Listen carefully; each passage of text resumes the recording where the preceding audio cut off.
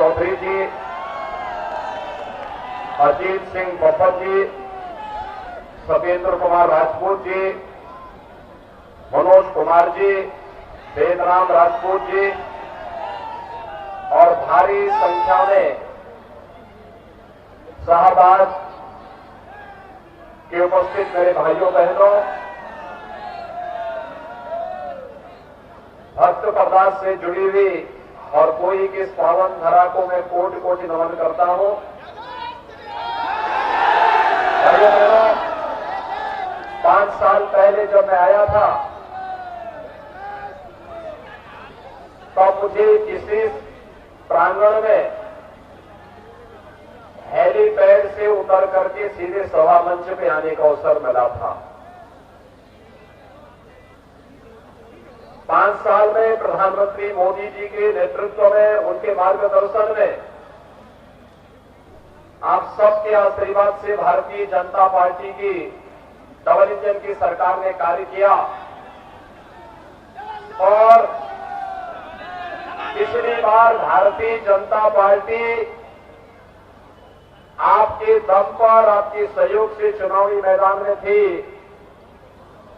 इस बार समाजवादी पार्टी के चूरों को हिलाने के लिए अशोक वाजपेयी जी भी और नरेश अग्रवाल जी भी हमारे साथ इस मंच पर हैं। मैं इस अवसर पर शाहबाद से जुड़े हुए आप सभी उपस्थित भाइयों बहनों का हृदय से अभिनंदन करता हूं। और भाइयों बहनों, कल ही आदरणीय प्रधानमंत्री जी का मार्गदर्शन हरदोई जनपद के सभी कार्यकर्ताओं को, हरदोई जनपद वासियों को प्राप्त हुआ। बहुत सारी चीजें हैं जो इन 5 वर्षों में आपने बदलती हुई देखी है और आज उसी के प्रति आपको जोड़ने के लिए मैं आपके पास आया हूं। भाइयों बहनों, शाहबाद भारतीय जनता पार्टी के लिए हरदोई जनपद के सभी सीटें और शाहबाद की क्या अहमियत है कि आप स्वयं भी अनुमान लगा सकते हैं। और इसी से अपने सभी कार्यक्रमों को आज जब मुझे बताया गया पार्टी के द्वारा कि यहां आना ही है, तो फिर मैंने अपने सारे कार्यक्रम स्थगित करते हुए कल सायंकाल को ही अपना कार्यक्रम यहां के लिए जारी किया। और मैं आपका आभारी हूं कि 12 घंटे से कम समय में आपने इतने बड़ी तादाद में एकत्र होकर के श्रीमती रजनी तिवारी जी को चुनाव के पहले ही फिर से विधायक बनने के लिए अपना आशीर्वाद दे दिया है। और भाइयों बहनों, यह आशीर्वाद आखिर मिलेगा क्यों नहीं, क्योंकि जैसे कोई व्यक्ति अपने परिवार की देखभाल करता है, ऐसे ही विधानसभा क्षेत्र में एक विधायक के रूप में उन्होंने यहां के सुख दुख में सहभागी बनकर शासन की योजनाओं को यहां तक पहुंचा करके जो योगदान दिया है। भाइयों बहनों, याद करिए, इन 5 वर्षों में 2 साल तो कोरोना महामारी से जूझते हुए बीते हैं। कोरोना कालखंड में डबल इंजन की सरकार ने फ्री में टेस्ट, फ्री में उपचार, फ्री में वैक्सीन कितने लोगों ने लिया है? यहां पे सभी लोग ले लिए हैं, अभिनंदन आपका। बड़े बड़े वैक्सीन तो देश की कोरोना के खिलाफ लड़ाई का प्रतीक है, लेकिन जो लोग वैक्सीन के खिलाफ दुष्प्रचार करते थे, कहते थे ये मोदी वैक्सीन है, कहते थे ये बीजेपी वैक्सीन है, आज अपने वोट की जोर से करारा तमाचे मारे उनको कि अगर मोदी वैक्सीन और बीजेपी वैक्सीन में जान बचती है तो हम इसी बीजेपी को वोट देंगे। आज उनको बताने की आवश्यकता है। थर्ड वेव कब आई, कब चली गई, कोई पता नहीं। आपने देखा ना, कब थर्ड वेव आई कोरोना की, कब चली गई, कोई पता नहीं। आज आपने देखा होगा इंग्लैंड की महारानी एलिजाबेथ को भी कोरोना हो गया है। अमेरिका के अंदर अंदर, रूस के अंदर, यूरोप के अंदर हजारों लोग रोज मर रहे हैं, लेकिन भारत के अंदर प्रधानमंत्री मोदी जी के योग्य मार्गदर्शन में, उनके नेतृत्व में कोरोना प्रबंधन का कार्य इतना बेहतरीन हुआ कि हर एक व्यक्ति के जीवन को भी बचाना है और जीविका को भी बचाना है। ये वैक्सीन हम सब के लिए जीवनदायिनी है और आपने वैक्सीन लिया, मैं अभिनंदन करता हूं। लेकिन भाइयों बहनों, जो लोग वैक्सीन के खिलाफ दुष्प्रचार कर रहे थे, वे लोग आपके जीवन के साथ खिलवाड़ कर रहे थे। उनको जवाब दिए जाने की आवश्यकता है। और भाइयों बहनों, डबल इंजन की सरकार है तो डबल डोज राशन का भी मिल रहा होगा ना? मिल रहा है, महीने में 2 बार राशन और 1 बार दाल भी, रिफाइंड तेल भी और 1 पैकेट नमक भी मिलता है ना? मुझे एक बात बताओ, 2017 के पहले भी ऐसे मिलता था क्या? जो लोग ये बोलते हैं कि हम फ्री बिजली देंगे, क्या 2017 के पहले भी लोग बिजली देते थे क्या? भाइयों बहनों, जो लोग अपने शासन काल में सत्ता में रहते हुए बिजली नहीं दे सकते थे, पैसा दे करके कोटे की दुकान से राशन नहीं दे सकते थे, क्या वे आपके संकट में सहभागी बन पाएंगे क्या? और यही एहसास कराने के लिए आए हैं भाइयों बहनों, हम विकास कितना भी कर लें, इस विकास की सार्थकता तभी है, याद करना, इसकी सार्थकता तभी है भाइयों बहनों, जब इसकी सार्थकता तभी है जब सुरक्षा रहेगी। आप याद करिए कि अगर ईद और मुहर्रम होता था तो बिजली आएगी और दीपावली में नहीं आएगी, यही होता था ना? आज तो ऐसा भेदभाव नहीं है ना। आज तो चाहे होली हो या दीपावली, ईद हो या मुहर्रम या क्रिसमस हो या जन्माष्टमी और शिवरात्रि, आपको सबको बिजली, पर्याप्त बिजली देने का कार्य डबल इंजन की सरकार कर रही है ना? और देखिए, अच्छे जनप्रतिनिधि चुन लेते हैं तो क्या लाभ होता है? जिन गांवों में आजादी के बाद बिजली नहीं गई थी, वहां पर भी बिजली की लाइन बिछाई गई। जिन गरीबों के पास बिजली का कनेक्शन लेने के लिए पैसा नहीं था, उनको भी बिजली का कनेक्शन फ्री में दिया गया। जिनके घर में रसोई गैस के सिलेंडर नहीं थे, उनको फ्री में रसोई गैस के सिलेंडर उपलब्ध करा दिए गए। जिनके राशन कार्ड नहीं थे, उनको राशन कार्ड दे दिए गए। और यही नहीं, हरदोई में तो 60,000 परिवारों को एक एक आवास दिया गया है। 60,000 परिवारों को एक एक आवास मिला है ना?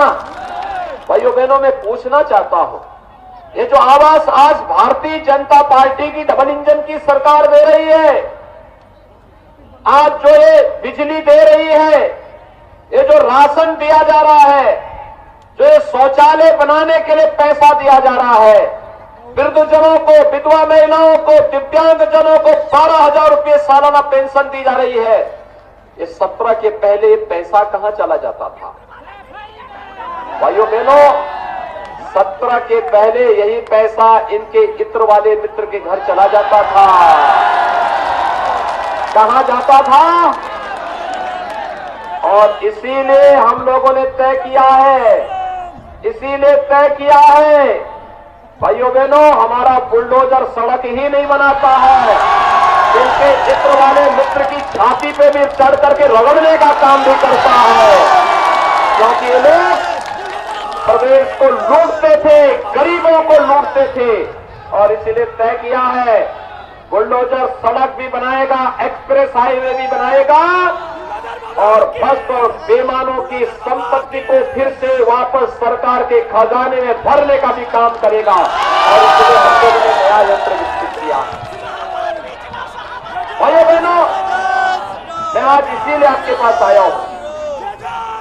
याद करिए, 2017 के पहले जब 2012 में समाजवादी पार्टी की सरकार आई थी, उसने 2013 में पहला काम क्या किया था? आतंकवादियों के मुकदमों को वापस लेने का किया था ना। 1.5 दर्जन आतंकवादियों के मुकदमों को उन्होंने वापस लिया था। मैं आज पूछना चाहता हूं, समाजवादी पार्टी के मुखिया से पूछना चाहता हूं, उनको जनता की अदालत में स्पष्टीकरण देना चाहिए कि उन्होंने किस हैसियत से उत्तर प्रदेश की सुरक्षा और देश की सुरक्षा के लिए घातक बने हुए आतंकवादियों के मुकदमों को वापस लेने का उस समय दुस्साहसिक कृत्य किया था। क्यों किया था? अयोध्या में राम जन्मभूमि पर हुए हमले का हो, काशी में संकट मोचन मंदिर में तो 28 निर्दोष लोग मारे गए थे, सीआरपीएफ कैंप पर रामपुर में हमला हुआ था, लखनऊ, अयोध्या और वाराणसी की कचहरियों पर हमला हुआ था, गोरखपुर, कानपुर और बिजनौर में सीरियल ब्लास्ट हुए थे।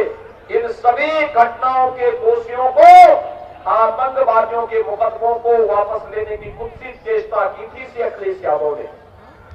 और मैं पूछना चाहता हूं, अभी गुजरात की एक न्यायालय ने 38 आतंकवादियों को फांसी की सजा दी है। और भाइयों बहनों, उनमें से 8 लोगों का संबंध उत्तर प्रदेश के आजमगढ़ से है। आजमगढ़ में एक आतंकवादी तो फांसी की सजा जो पाया है, उसका अब्बा समाजवादी पार्टी का प्रचारक है आजमगढ़ में। मैं अब्बा जान तभी बोलता था क्योंकि मैं इनकी हरकतों को देखता था, और मैंने इसीलिए पहली बार कहा था, पिछली बार भी वो समाजवादी पार्टी का वहां पर सक्रिय कार्यकर्ता की हैसियत से काम कर रहा है। समाजवादी पार्टी के मुखिया को इस पर अपना स्पष्टीकरण देना चाहिए और जनता जनार्दन से माफी मांगनी चाहिए, नाक रगड़ करके माफी मांगनी चाहिए कि उन्होंने प्रदेश की सुरक्षा के साथ और देश की सुरक्षा के साथ खिलवाड़ किया है। मैं पूछना चाहता हूं उनसे कि क्या राजनीति इतनी बड़ी हो गई है कि हम अपनी जनता जनार्दन की सुरक्षा के साथ और प्रदेश और देश की सुरक्षा के साथ खिलवाड़ करके राजनीति करें? लेकिन यह कुकृत्य समाजवादी पार्टी कर रही है। और इसलिए भाइयों बहनों, समाजवादी पार्टी को दिया जाने वाला कोई भी समर्थन का मतलब आतंकवाद को और माफिया और अपराधियों को प्रश्रय देने जैसा है।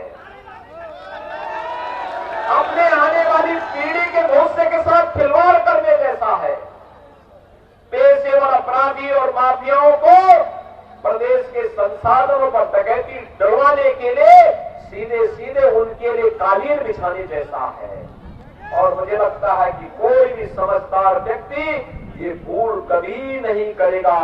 और मुझे लगता है पहले ही चरण से हमारी प्रदेश की माताओं बहनों ने तो इस कसम खा ली है कि कुछ भी हो जाए, जिन साइकिलों पर बैठ करके जगह जगह विस्फोट होते हैं, बमबाजी होती थी, उन साइकिलों को तो पंचर ही करके रहेंगे, उनको नहीं आएगा।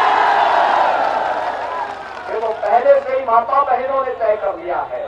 लेकिन मैं आह्वान करूंगा अपने नौजवानों का भी, भाइयों बहनों, हमने एक निर्णय लिया, हमारी सरकार ने निर्णय लिया, हमने सरकारी नौकरी को बिना भेदभाव के दिया, सुरक्षा का जो बेहतर माहौल बनाया, हमारे करोड़ों नौजवानों को उससे रोजगार भी मिला। हमने तय किया हमारा यूपी का नौजवान कोरोना कालखंड में ऑनलाइन हो या ऑफलाइन, उसकी पढ़ाई और उसकी तैयारी में कोई अंतर न पड़े, इसलिए हम 1 करोड़ नौजवानों को टैबलेट और स्मार्टफोन देंगे, हमारी सरकार ने तय किया। समाजवादी पार्टी ने इसकी कंप्लेंट चुनाव आयोग को कर दी, हमने भी तय किया है। अभी तो 1 करोड़ नौजवान को दे रहे हैं, 10 मार्च के बाद 2 करोड़ नौजवानों को और देंगे ही नहीं। टैबलेट और स्मार्टफोन का खर्चा भी मां बाप को ना उठाना पड़े, क्योंकि क्योंकि बहुत सारे लोग बोल सकते थे कि दे तो रहे हैं लेकिन इसका खर्चा उठाएगा कौन। हमने कहा उसका खर्चा भी हम लोग उठाएंगे, चिंता मत करो। यूपी का नौजवान हमारा कहीं भटकने न पाए, उसको किसी के सामने हाथ न फैलाने पाए, इसके लिए वो नौबत ही नहीं आने देंगे। हम उसको उसका खर्चा भी देंगे और उत्तर प्रदेश का नौजवान स्मार्ट नौजवान बनेगा। हर प्रतियोगी परीक्षाओं में उत्तर प्रदेश का नौजवान स्थान प्राप्त करेगा। और भाइयों बहनों, जब अखिलेश यादव आतंकवादियों के मुकदमों को वापस ले रहे थे ना, उनकी सरकार थी और हमारी सरकार है। हमने पहला काम क्या किया था? पहला काम क्या था? अन्नदाता किसानों की ऋण माफी का। अकेले हरदोई के अंदर 1,22,847 किसानों का कर्ज माफ हुआ था। 1,22,847। और भाइयों बहनों, वर्तमान में 7,14,382 किसानों को प्रधानमंत्री किसान सम्मान निधि का लाभ अकेले हरदोई में मिल रहा है। 60,000 गरीबों को यहां एक एक आवास मिला है। और भाइयों बहनों, 82,700 से अधिक निराश्रित महिलाओं को 12,000 रुपये पेंशन, सालाना पेंशन, 27,900 से अधिक दिव्यांग जनों को यहां पर पेंशन की सुविधा दी जा रही है, 12,000 रुपये सालाना। और 1,42,495 वृद्धजनों को भी सालाना 12,000 रुपये पेंशन की सुविधा हम उपलब्ध करा रहे हैं। और सरकार ने यह भी तय किया है कि हर दीपावली और होली के अवसर पर अपने प्रदेश के जनधन, अपने प्रदेश के उज्ज्वला योजना धारक सिलेंडर कैलेंडर, जो उज्ज्वला योजना के जितने भी उपभोक्ता हैं उनको फ्री में रसोई गैस के सिलेंडर भी उपलब्ध करवाने का काम करेगा। एक तरफ आतंकवाद की पोषक पेशेवर माफिया और धमकीबाजों को अपने यहां शरण देने वाली समाजवादी पार्टी है और उनका गठबंधन है, और दूसरी तरफ है भारतीय जनता पार्टी।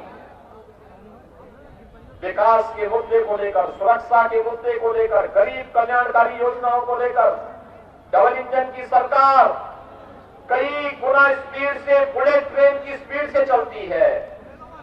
और इसलिए भाइयों बहनों, आप सबसे अपील करने के लिए आया हूं, आज सायंकाल प्रचार बंद हो जाएगा और प्रचार के बाद परसों 23 तारीख को आपको मतदान करना है। मैं यहीं से पूरे हरदोई वासियों से अपील करूंगा।